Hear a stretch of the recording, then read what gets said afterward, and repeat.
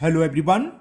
Today we will solve from question number 6 of exercise 20A class 7th RS Agarwal math. इससे पहले video में हम 1 to 5 तक के क्वेश्चन कंप्लीट कर चुके हैं, जिसका लिंक आपको नीचे डिस्क्रिप्शन बॉक्स में मिल जाएगा या आप यहाँ जो आई बटन देख रहे हैं वहाँ पर भी आप क्लिक करके देख सकते हैं। Question 6 is find the cost of carpeting a room 30 metre wide with a carpet of width 75 centimeter at the rate of 105 per meter। मतलब क्या है, एक रूम दे रखा है जिसकी लेंथ है 13 मीटर और विड्थ दे रखी है 9 मीटर। चलिए लिख लेते हैं, लेंथ ऑफ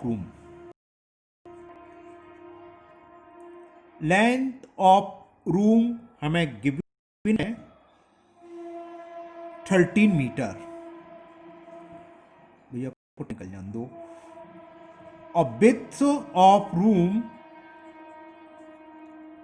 ये हमें गिवन है 9 मीटर। ये सब मीटर में दे रखा है। इस पर हमें कारपेट बिछाना है।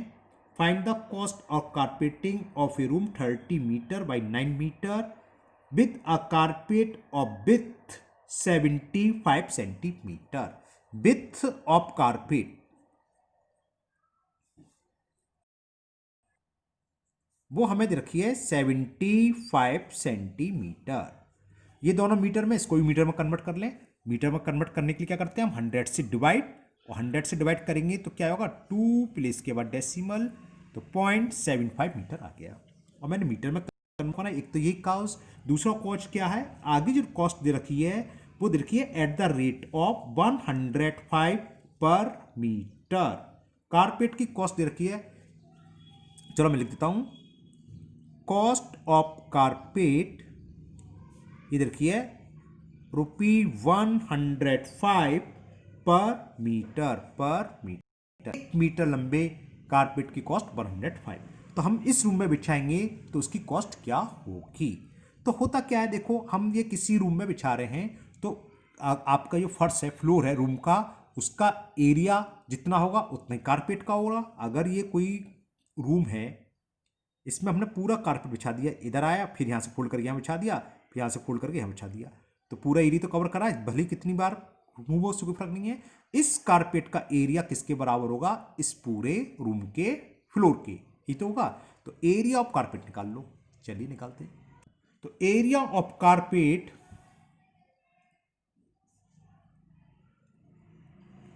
इक्वल टू होगा एरिया ऑफ फ्लोर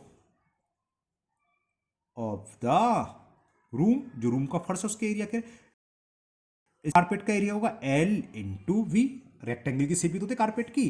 तो लेंथ हमें फाइंड करनी है, विथ दे रखी है जो हमने अभी निकाली थी 0.75 मीटर। और फ्लोर का एरिया क्या होता है, फ्लोर की शेप कैसे होती है, रेक्टेंगल, वो भी L इंटू वी।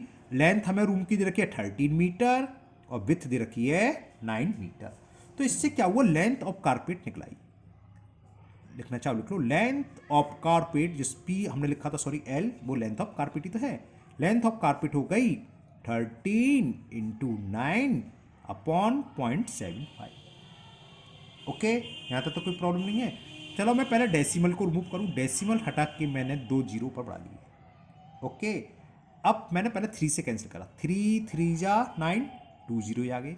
3 से 75, 25 टाइम्स कैंसिल। अब 25 से कैंसिल, 25 बन जाए 25, 25 बन जाए 25, 30 में से 25 सब्ट्रैक्ट करें 5, 5 0 50, 25 2 जा, इसका मल्टीपल कर दो। 12 3 जा 36, कैरी 3, 12 बन जा 12 और 3 15। तो ये कारपेट की जो लेंथ, जो फ्लोर पर हमने बिछाया, इतना मीटर लंबा कारपेट बिछाया है। कॉस्ट निकाल लेंगे। कॉस्ट क्या दे रखी थी, 105 रुपीज़ पर मीटर। तो टोटल कॉस्ट क्या हो गई, तो कॉस्ट ऑफ कारपेट हो गई 105 रुपीज़ का 1 मीटर है, और हमें चाहिए कितना 156। इसको मल्टीपल कर लेते हैं। ओके, चलिए करते हैं मल्टीपल। 156 इंटू 105, 5 6 जा 30, कैरी 3 25 3 28, 10 लगो 5 दो, और 0 0 0 तो रहेगा ही, और 1 से रह जाएगा 156, 08 7 6 13 3 8 5 6 16380 16380 16380 यानी कि 16,380 rupees. It is the cost of carpet. Evening हो गई है, बाहर बच्चे खेलने हैं ना, डिस्टर्ब आ रहा होगा थोड़ा बहुत, लेकिन आप लोग सवाल की तरफ ध्यान देखिए क्योंकि फिर नाइट हो जाती है और है, दिन छोटे हो जाते हैं और आवाज़ भी बड़ी साफ सुनाई देती है। बाहर दूर से भी आवाज़ ज़्यादा लगती है ना, ट्रेन बहुत दूर है यहाँ से, लेकिन आपको ट्रेन की आवाज़ सुनाई दे रही होगी बीच में। चलिए नाउ नेक्स्ट क्वेश्चन नंबर 7 6 करा था अभी, okay. And the question 7 is the cost of carpet के बेस पर है of a room 50 metre long with a carpet of width 75 centimeter at 80 rupees per meter is 19200। The cost of carpeting A room. इसमें room की length दे रखी है, पहले जो दे रखा है वो लिख, चलो लेंथ ऑफ रूम लिखा था, मैं लिख दिया, काट दो। चलो लेंथ ऑफ रूम,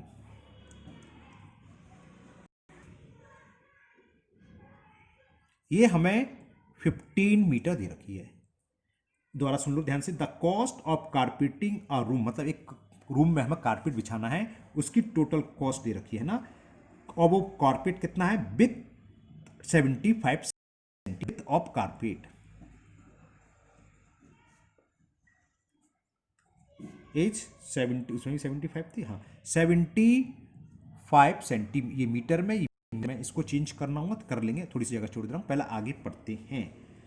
एट ₹80 पर मीटर, ओके। और कॉस्ट हमें क्या देखा है, कारपेट की कॉस्ट से मतलब रेट, कॉस्ट ऑफ कारपेट हमें दे रखी है 80 रुपीज़ पर मीटर, ₹80 पर मीटर। ऊपर की तरह सवाल हो गया। टोटल कॉस्ट कितनी रखी है, टोटल कॉस्ट ऑफ कारपेट बिछा है उसकी टोटल कॉस्ट भी दे रखी है, और वो दे रखी है 19,200 रुपीज। तो find the width of the room, room की विड्थ करनी है। तो पहले इसको मैं सेंटीमीटर को मीटर में कन्वर्ट कर लूँ, ये कितना आएगा, 100 से डिवाइड करें, ऊपर हमने करा ये। अब मेरे को एक बात बताइए, एक रूम में कारपेट बिछाया, उसकी कॉस्ट दे रखी है इतनी, है ना, और क्या रेट है, हीरा कॉस्ट ऑफ कारपेट की रेट देखिए 80 रुपीज़ पर मीटर, यानी कि 1 मीटर अगर हम कारपेट खरीदें तो वो 80 रुपीज़ का आएगा। दूसरे शब्दों में 80 रुपीज़ का कितना कारपेट आ रहा है, 1 मीटर। अगर मैं 800 रुपीज़ खर्च करूं तो मैंने कितना मीटर कारपेट खरीदा हुआ, 10 टाइम्स हो गए 10 मीटर। तो इसकी लेंथ ऑफ कारपेट क्या होगी, टोटल कॉस्ट में रेट से अगर हम डिवाइड कर दें, बात समझ रही है ना, देखो 80 है, मान लो 8 4 जा कितना 32, 320 रुपीज़ है। और मैं पूछूं 320 रुपीज़ का मैं कारपेट खरीद के लाया, तो कितना मीटर खरीद के लाया था, 80 रुपये में 1 मीटर आ रहा है, 80 रुपीज़ में 1 मीटर आ रहा है, तो 320 में कितना आया, 4 कैसे निकाला, 320 में 8 से डिवाइड कर दूं, है ना। तो हम कुल इतने पैसे खरीदे, टोटल कॉस्ट कारपेट का इतना है। लेंथ ऑफ कारपेट क्या रहेगी, टोटल कॉस्ट में प्राइस से डिवाइड कर दो, प्राइस से मतलब पर मीटर से। Length of carpet, total length of carpet, ये होगा जितने में हमने खरीद, कॉस्ट अपॉन रेट, रेट से मतलब पर मीटर, वो हम खरीद रहे हैं 80 रुपीज़ पर मीटर। जीरो, ये जीरो कैंसिल, देखो 8 बन जा और 8 से कैंसिल, 8 2 जा 16, 19 में से 16 सब्ट्रैक्ट करो, 3 3 2 32, 8 4 जा और 0 ये है। तो यानी कि ये क्लियर हो गया यहाँ से, जो कारपेट हमने खरीदा है कारपेट, उसकी लेंथ है 240 मीटर और विड्थ कितनी है 0.5, और ये कहाँ बिछाया है, तो कारपेट पूरे फ्लोर को कवर कर रहा है, यानी कि area of carpet equal to क्या होगा, area of floor of the room. Clear ना। तो area of floor of the room क्या होता है, L into V, length room की हमें दे रखी, तो चलो पहले मैं लिख दूं, area of floor of the room equal to होगा एरिया ऑफ कारपेट। तो area of floor of the room L into V, length room की कितनी है, ये रही लेंथ 15, विड्थ हमें फाइंड करनी है, वो मान लो B है, चलो, और इसका लेंथ ये रही और विथ है 0.75, कारपेट की विथ ये रही, कारपेट की लेंथ हमने निकाल ली सॉरी, तो L इंटू विथ, तो B निकला है, B से मतलब विथ निकलेगी रूम की, 240 इंटू 0.75 अपॉन 50। चलिए पहले हम डेसिमल को रिमूव करें, 2 प्लेस के बाद था तो 2 जीरो नीचे आ गए, ये जानते हैं आप, जीरो से ये जीरो कैंसिल, 15 से कैंसिल कर दूं, होते 15 से करता हूँ, चलो 15 बन जा, जीरो बचा, 15 5 जा 75, 5 बन जा 5, 5 2 जा 10, 2 बन जा 2 और 2 से ये 12, और ऊपर बना 12 बन जा 12, तो 12 आ गई विथ, तो रूम की विथ हुई 12 मीटर, तो लिखोगे width of the room, width of the room is equal 12 metre. Okay, interesting सवाल है ना, बड़ा मजा आ रहा है इन सवालों करने में। अब नेक्स्ट क्वेश्चन करते हैं, question number 8। Question 8 is the length and breadth of a rectangular piece of land are in the ratio of 5:3। एक रेक्टेंगुलर फील्ड है, पीस ऑफ लैंड है, रेक्टेंगुलर है ना, जिसकी लेंथ और विथ में रेशो दे रखा, विथ या ब्रेथ एक ही बात है, वो हमें दे रखा है 5:3, तो पहले वही लिख लिया। तो हमने कई बार डिस्कस कर चुके हैं, लेंथ मान लेंगे 5x और विथ मान लेंगे 3x। तो लेट सबसे पहले ये लिख लो, length of land, length of rectangular, length हमने मान ली 5x मीटर, मीटर क्यों लिखा है कि आगे हमें मीटर में दे रखा है इसलिए मीटर ले लिया, और विथ कितनी 3x, and width of land is 3x metre. यहां तक तो ये हो गया। अब मैं आगे सवाल पढ़ता हूं। क्वेश्चन ये कह रहा है, if the total cost of fencing it at ₹40 पर मीटर इज 9,600 रुपीज। जो फेंसिंग करिए उसकी कॉस्ट दे रखी है 9,600। रेट ऑफ फेंसिंग क्या दे रखा है, चलो लिख देते हैं, रेट का मतलब पर मीटर ना, रेट ऑफ फेंसिंग वो हमें दे रखी है ₹24 पर मीटर, और टोटल कॉस्ट ऑफ फेंसिंग कितनी दे रखी है, ये लिख लीजिए, टोटल कॉस्ट ऑफ फेंसिंग, और ये हमें दे रखी है 9,600। तो find the length and breadth, तो उस लेंथ की लेंथ ऑफ विथ निकालनी है। फेंसिंग होती क्या है, कई बार डिस्कस चुका है, फेंसिंग के सवाल चुके, चारों तरफ की बाउंड्री की लंबाई के बराबर, ये मान लो इसके चारों तरफ हमें तार लगाने हैं, फेंस करना है, ऐसी फेंसिंग होती है, वाड़ लगाना जिसे बोलते हैं ना। तो कैसे निकालेंगे, सपोज करो यहाँ से यहाँ तक तार लगाया, मैं 1 मीटर वो आया 24 रुपये का, और मैंने चारों तरफ तार लगाया और वो आते हैं मान लो 120 रुपीज़ के, तार होगा 120 में 24 से डिवाइड कर दूँ 5 मीटर, तो मतलब कहने का कुल जो कॉस्ट है उसमें हम डिवाइड करते हैं रेट से, यानी कि पर मीटर से, तो टोटल लेंथ निकलेगी। तो लेंथ क्या होती है, चारों तरफ की बाउंड्री का सम कहलाता है पेरीमीटर। तो पेरीमीटर ऑफ लेंथ क्या होगा, 9,600 डिवाइडेड बाई 24, समझ में आ गया ना। टोटल कॉस्ट यहाँ से यहाँ तक हमने तार लगाया, कुल कॉस्ट आई 9,600, और हमें ये मालूम है 1 मीटर तार की कॉस्ट है 24, तो कुल कितना मीटर तार लगा, इसमें क्या करें 24 से डिवाइड कर दें। अरे सीधी सी बात है, 24 रुपये में 1 मीटर आ रहा है, मैं आपको 48 रुपीज़ दूँ तो कितने मीटर आएगा 2, कैसे निकाला 24 से डिवाइड, कुल इतना पैसा खर्च हो गया, तो कितना लंबा तार लगा, इसमें हम कर दें 24 से डिवाइड, और चारों तरफ की लंबाई होती है पेरीमीटर। तो पेरीमीटर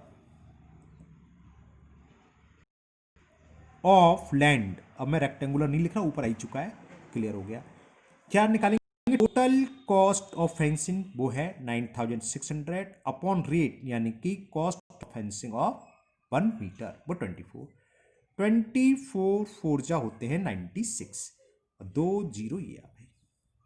तो हमें ये मालूम पड़ गया कि उस लैंड का पेरीमीटर किसके इक्वल है, 400 मीटर, और पेरीमीटर एंगल का क्या होता है 2l+b, यानी कि 2l+b की वैल्यू दे रखी है 4।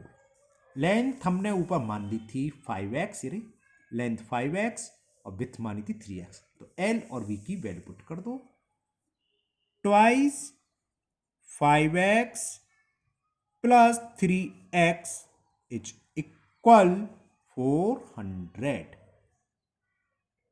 चलो हिरेंद्र 5x प्लस 3x कितने होते हैं भाई, 5 plus 3 8x is equal 400।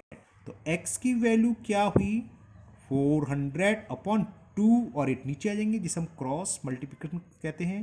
Cross multiplication के हिसाब से 8 से कैंसिल कर दूं, 8 जा 8, ये 40 4 0 40, 8 5 जा और ये 0 बचा, 2 से 50 25 टाइम्स कैंसिल। ये तो भैया x की वैल्यू निकलाई। लेंथ क्या थी 5x, तो एक्सएल पुट कर दो, लेंथ निकलाएगी। और क्या था लेंथ, तो लेंथ ऑफ लैंड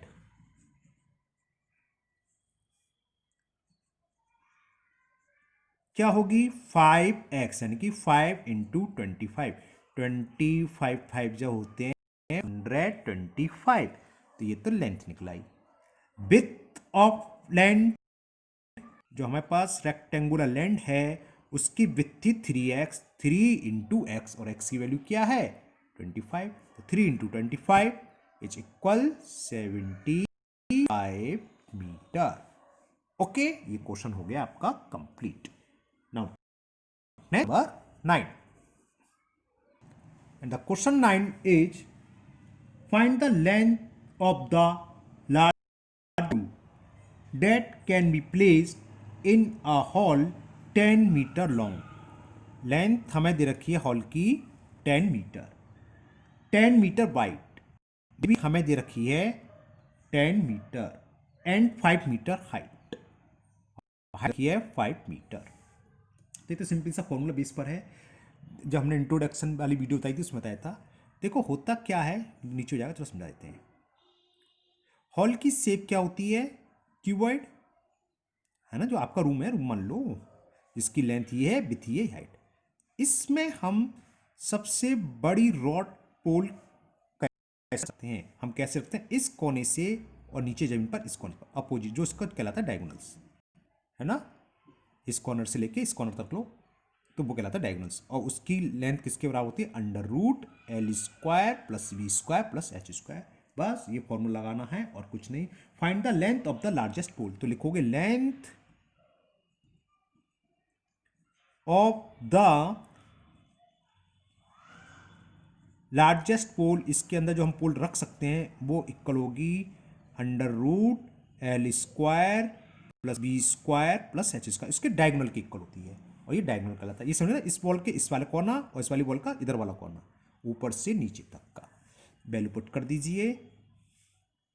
L क्या दे रखा है 10 का स्क्वायर, L², b विड्थ भी हमें 10 रखी है तो 10 का प्लस h 5 है, इसका स्क्वायर।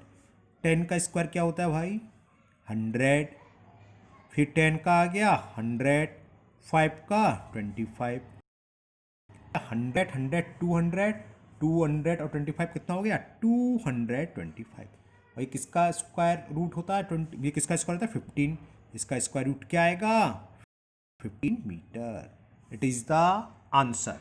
तो उस रूम के अंदर या हॉल है उसके अंदर हम मैक्सिमम कितने मीटर लंबा पोल रख सकते हैं 15 मीटर। तो ये हुआ आपका question 9 complete. Now next question number 10, and the question 10, find the area of square each of whose sides measure 8.5 metre. ये तो इजी है। साइड्स ऑफ स्क्वायर गिवन है इसमें, side of square is 8.5 metre और एरिया ऑफ स्क्वायर क्या होता है side into sides. तो क्या हो जाएगा एरिया ऑफ स्क्वायर साइड यानी कि 8.5 इंटू 8.5। ये तो आपको शायद मालूम होगा, अगर लास्ट में दोनों में सेम हो 5 और पहली संख्या सेम हो तो 5 का स्क्वायर लिख दो 25 और 8 के बाद क्या था 9, 8 का मल्टीपल कर दो 9 में, 8 9 जा 72, ये इसका प्रोडक्ट होगा। डेसिमल कितने प्लेस का है 1 2 2 प्लेस के बाद।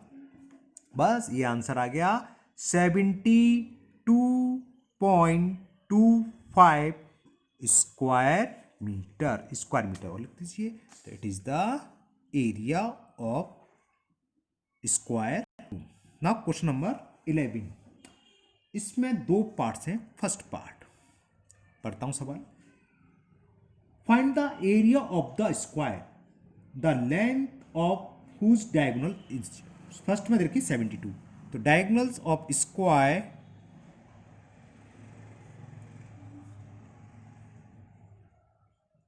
और ये हमें गिवन है फर्स्ट पार्ट में 72 सेंटीमीटर। तो क्या होता है, हमने जो इंट्रो वाली वीडियो बनाई थी इंट्रोडक्शन वाली, उसका लिंक चलो मैं आपको दे दूंगा डिस्क्रिप्शन बॉक्स में, उससे आप देख लेना अगर नहीं देखी हो। हमने बताया था अगर हमें डायगोनल्स दे रखा हो तो एरिया ऑफ स्क्वायर होता है हाफ इंटू डायगोनल्स का स्क्वायर, हाफ इंटू डायगोनल का स्क्वायर। तो ये कितना एरिया जाएगा, हाफ इंटू 72 का स्क्वायर मतलब 72 इंटू 72, 2 से ये 36 बार कैंसिल हो गया, 32 इंटू 72 इंटू 36, लाओ मल्टीपल ही करके दिखा देते हैं। 6 2 जा 12 कैरी 1, 6 7 जा 42 और 1 43 और 3 2 जा 6 और 3 7 जा 21, 2952। तो ये 2592 ये सेंटीमीटर है तो स्क्वायर सेंटीमीटर, और मीटर होता तो स्क्वायर मीटर। ये सेंटीमीटर में गिवन था तो इसका आंसर हो गया। क्वेश्चन नंबर 11 का फर्स्ट का आंसर हुआ 2592 square centimetre. Now second part में डायगोनल्स दे रखा है 2.4 मीटर। तो डायगोनल्स ऑफ स्क्वायर 2.4 मीटर। तो ऊपर की तरह सेम। तो एरिया ऑफ स्क्वायर क्या होगा, area of square is half, अब तो मैं डायरेक्ट लिख दूं डायगोनल्स का स्क्वायर, फॉर्मूला ऊपर लिख चुका, 2.4 इंटू 2.4, 2 से कैंसिल 2 बन जा और 2 2 जा 12 का मल्टीपल कर दो भाई, 12 4 जा 48 कैरी 4, 12 2 जा 20, ये कितना आया था 12 4 जा 48, 4 कैरी आया था और 12 2 जा 24 और 28, डेसिमल क्या आएगा 1 ये 2 प्लेस के बाद 2.8 square metre. It is the answer of second part. Okay, now next question number 12 and the question 12 is the area of square. यहां पर स्क्वायर का एरिया दे रखा है तो लिख लो area of square is 16,200 square metre. ये दे रखा है 16,200 square metre. Find the length of इस डायगोनल, इसका है इसका डायगोनल्स निकालना है। तो डायगोनल्स वाला फॉर्मूला लगा दो। एरिया ऑफ स्क्वायर क्या होता है, हाफ इंटू डायगोनल्स का स्क्वायर, ये इक्वल है 16200 है ना। तो डायगोनल्स का स्क्वायर किसके इक्वल आ गया, 160 इंटू 2। तो ये लास्ट में 100 दिख रहा है ना, इसको हम प्राइम फैक्टर कर लो। 162 को ये तो 10 इंटू 10 हो जाएगा, क्या करेंगे 2 8 जा 2 1 जा, ओके हो गया मेरे साथ। 2 इंटू 9 इंटू 9 इंटू 10 इंटू 10, ये तो इसके हैं क्योंकि 10 इंटू 10 100 और 9 9 जा 81 81 भी यही होते हैं। तो पेयर बनाते हैं, चलो पास पास लिख देता हूँ मैं 2 इंटू 2। ये जरूर नहीं कि आप ऐसे करो, आप डायरेक्ट लिख सकते हो रफ करके। तो ये पेयर बन गए। तो डायगोनल्स क्या होगा, स्क्वायर रूट इसका, ये मैंने इसलिए कर दिया अगर किसी को नहीं आता है तो मैंने बिल्कुल स्टेप बाय स्टेप कर दिया। पेयर बाहर आ जाता ना, तो पेयर बाहर आ जाएगा, एक तो 2 आएगा प्राइम फैक्टर और एक 9 आएगा और एक 10 आएगा। तो कितना हो गया 9 2 जा 18, 10 जा 180 मीटर। एरिया स्क्वायर मीटर में था तो मीटर में आएगा। तो इसका आंसर हो गया 1 80 मीटर। ओके, तो आज के वीडियो में हम इतने ही क्वेश्चन करेंगे, क्वेश्चन नंबर 12 तक। कि क्वेश्चन हम नेक्स्ट वीडियो में करेंगे। मुझे उम्मीद है आप लोगों को ये सभी क्वेश्चन बहुत अच्छे से समझ में आ गए होंगे। फिर भी अगर आपके किसी क्वेश्चन में कोई प्रॉब्लम या कोई डाउट है, कोई कन्फ्यूजन हो, तो आप कमेंट बॉक्स में कमेंट करिए, मैं उस क्वेश्चन को दोबारा सॉल्व करके अपलोड कर दूंगा। अगर पहली बार आप चैनल पर आए हों तो चैनल को सब्सक्राइब करना ना भूलें, साथ ही साथ बेल आइकन को जरूर पुश कर लें, जिससे कि इसके आगे का वीडियो जो भी अपलोड होगा नोटिफिकेशन आपको मिल जाएगा और वो वीडियो आपकी मिस नहीं होगी। इस वीडियो को अपने दोस्तों को भी शेयर करें, जिससे वो भी इसका फ़ायदा उठा सकें। फिर मिलते हैं नेक्स्ट वीडियो में। Thank you, have a nice day.